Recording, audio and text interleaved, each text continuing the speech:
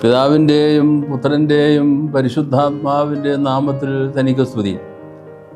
ഞായർ പള്ളിക്കൂടത്തിലെ എൻ്റെ കൊച്ചു കൂട്ടുകാർക്ക് ക്രിസ്തുവേശുവിൽ സ്നേഹവന്ദനം. പ്രിയപ്പെട്ട കുഞ്ഞുങ്ങളെ, ഇന്നിൻ്റെ അവസാന ചിന്ത നാളെ പുലരിയുടെ പ്രചോദനമാണ്. പുലരിയുടെ പ്രചോദനം പകലിൻ്റെ ഊർജവും.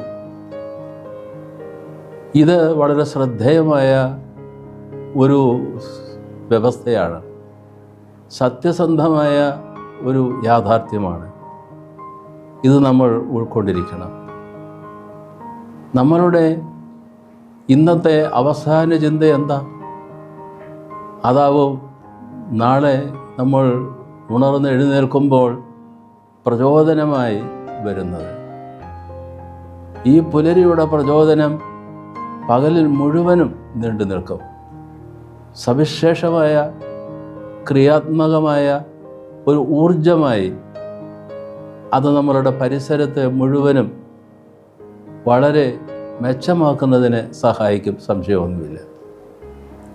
ഇതെങ്ങനെ നമുക്ക് നേടിയെടുക്കുവാൻ കഴിയും? അതിനൊരു ഉപായം നമുക്ക് ഒന്ന് നിർദ്ദേശിക്കാനാവുമോ? തീർച്ചയായും. ദൈവവചനത്തിലേക്ക് നമ്മൾ തിരിയുമ്പോൾ ധാരാളം ഇതേ സംബന്ധിച്ചുള്ള സൂചനകൾ നമുക്ക് ലഭിക്കുന്നുണ്ട്. ഉദാഹരണമായി 4-ാം സങ്കീർത്തനം 6-ാം വാക്യത്തിൽ, നിങ്ങളുടെ കിടക്കമേൽ ഹൃദയത്തിൽ ധ്യാനിച്ച് മൗനമായിരിപ്പീൻ. നിങ്ങളുടെ കിടക്കമേൽ ഹൃദയത്തിൽ ധ്യാനിച്ച് മൗനമായിരിപ്പീൻ. എന്ത് ധ്യാനിക്കണം? തീർച്ചയായിട്ടും അത് ദൈവ ചിന്ത കൊണ്ടുള്ള ധ്യാനമായിരിക്കണം, സംശയമൊന്നുമില്ല. 4-ാം സങ്കീർത്തനം ശയന പ്രാർത്ഥനയോടെ ചേർന്ന്, കരുണയുള്ള ദൈവമേ, നിൻ്റെ വാതിൽ ഞങ്ങളുടെ അപേക്ഷയുടെ സ്വരം മുട്ടുന്നു. ആ പ്രാർത്ഥന കഴിഞ്ഞ്, ഞങ്ങൾക്കുള്ള കർത്താവേ, ഞാൻ ഇഹനിദ്ര ഒഴിഞ്ഞിട്ട് എന്ന സ്തുതി ചൊല്ലിയ ശേഷം 4-ാം സങ്കീർത്തനം ഒരു ചെറിയ കീർത്തനമാണ്. അത് വായിക്കുമ്പോൾ 6-ാം വാക്യം അവസാന ഭാഗത്തിൽ സങ്കീർത്തനകാരൻ കുറിക്കുകയാണ്, നിങ്ങളുടെ കിടക്കമേൽ ഹൃദയത്തിൽ ധ്യാനിച്ച് മൗനമായിരിക്കും. ഇത് ഒരു വലിയ ആശയത്തെ സൂചിപ്പിക്കുന്നുണ്ട്. അനുഭവത്തിൽ നിന്ന് മുക്കിയെടുത്തതാണ് ഈ പ്രസ്താവം. 63-ാം സങ്കീർത്തനം 5-ാം വാക്യം പ്രഭാത നമസ്കാരത്തിൽ നമ്മൾ ദേവാലയത്തിൽ വെച്ച് കുർബാനയ്ക്ക് മുമ്പായി ചൊല്ലുന്ന സന്ദർഭത്തിൽ, ദൈവമേ നിൻ്റെ കൃപ പോലെ എന്ന പ്രാർത്ഥന കഴിഞ്ഞ്, ദൈവമേ നീ എൻ്റെ ദൈവമാകുന്നു, ഞാൻ നിനക്കായി കാത്തിരിക്കും എന്ന് തുടങ്ങുന്ന 63-ാം സങ്കീർത്തനം ചൊല്ലുന്നുണ്ട്. 5-ാം വാക്യത്തിൽ നാം പറയുകയാണ്, എൻ്റെ കിടക്കമേൽ ഞാൻ നിന്നെ ഓർത്തു, രാത്രികാലങ്ങളിൽ ഞാൻ നിന്നെ ധ്യാനിക്കുകയും ചെയ്തു. അപ്പോൾ കിടക്കയിൽ ഞാൻ നിന്നെ ഓർത്തു, അതിനർത്ഥം കിടക്കാൻ പോകുന്ന സന്ദർഭത്തിൽ ദൈവചിന്ത കൊണ്ട് എൻ്റെ മനസ്സ് നിറയുകയാണ്. രാത്രിയിൽ ഞെട്ടി ഉണർന്നപ്പോഴോ, രാത്രികാലങ്ങളിൽ ഞാൻ നിന്നെ ധ്യാനിച്ചു. എൻ്റെ മനസ്സിലേക്ക് പെട്ടെന്ന് രാത്രിയിൽ ഉണർന്നപ്പോൾ കടന്നു വരുന്നത് ഞാൻ ഉറങ്ങുന്ന സന്ദർഭത്തിലെ ധ്യാനചിന്തയാണ്, ദൈവികമായ ചിന്തകളാണ്. അങ്ങനെ വരുമ്പോൾ സങ്കീർത്തനകാരൻ തീർച്ചയായിട്ടും പറയുവാൻ ഉദ്ദേശിക്കുന്നു, പുലർച്ചെ ദൈവമുഖം നീ കാണും, സംശയമൊന്നുമില്ല. ദൈവത്തെ ധ്യാനിക്കുവാൻ നമുക്ക് സാധിക്കും.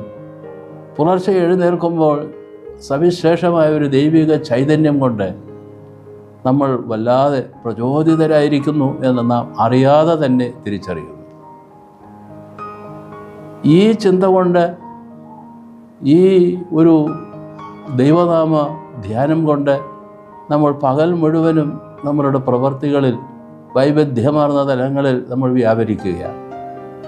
ആ സന്ദർഭത്തിൽ നാം അറിയാതെ തന്നെ സവിശേഷമായ ഒരു ഊർജം വല്ലാതെ നമ്മളുടെ വാക്കുകളിലും നമ്മളുടെ നനവുകളിലും നമ്മുടെ പ്രവർത്തനങ്ങളിലും വ്യാപരിക്കുന്നത് തിരിച്ചറിയാൻ സാധിക്കും.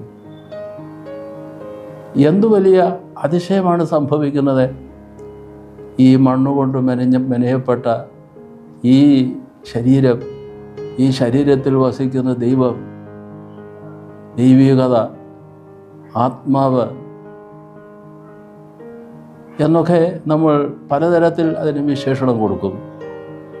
ആ ദൈവികമായ ചൈതന്യം നമ്മളുടെ ജീവിതത്തെ നിറച്ചുകൊണ്ടിരിക്കും. ഇതൊരു ഉപായമാണ്.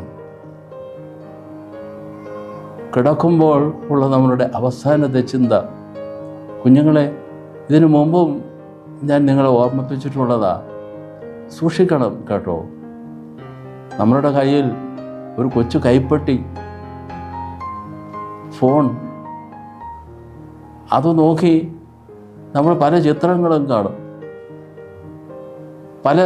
അതേ തുടർന്നുള്ള ചിന്തകളും പൊന്തി വരും. അത് നമ്മളുടെ ജീവിതത്തെ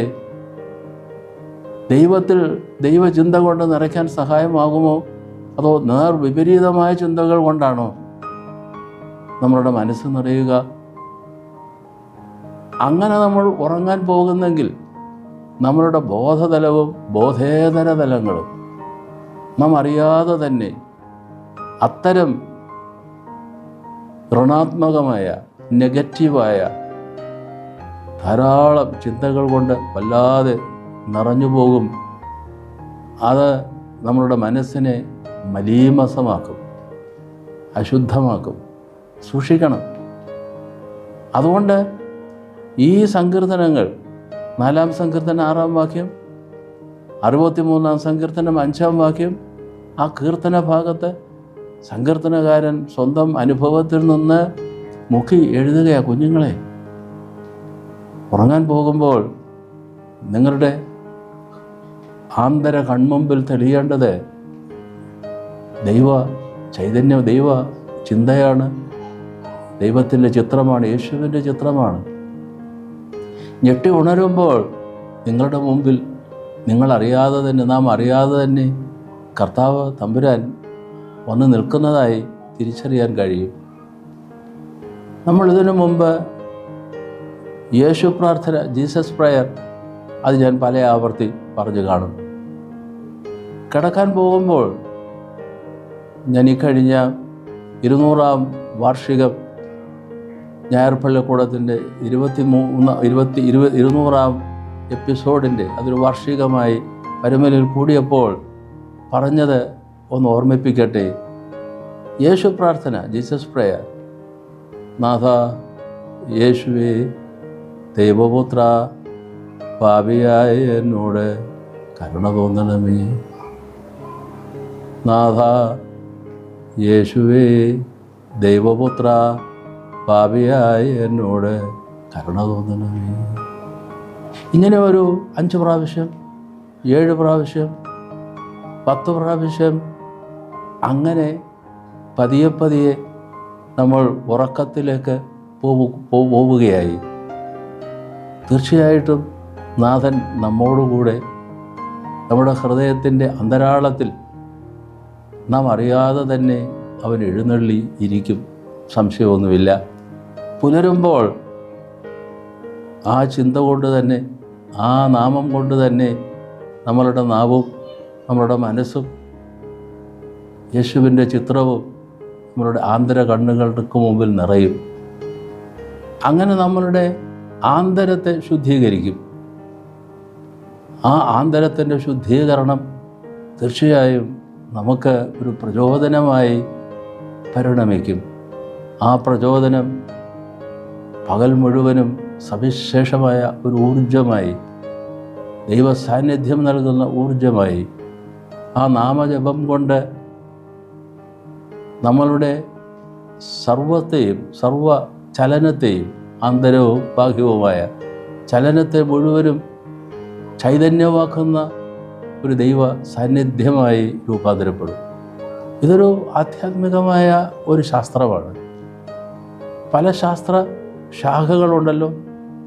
ഇതൊരു ആധ്യാത്മിക ശാസ്ത്രമാണെന്ന് പിതാക്കന്മാർ അനുഭവത്തിൽ നമ്മളെ പഠിപ്പിക്കുന്നുണ്ട്. കുഞ്ഞുങ്ങളെ, sleep over the name of Jesus. When you rise up, you will see that you are inspired. And you will find in your practical life, you are specially filled by the energy that comes from the Lord. ദൈവം തമ്പുരാൻ കുഞ്ഞുങ്ങളെ, നിങ്ങളെ എല്ലാവരെയും അനുഗ്രഹിക്കുമാറാണ്.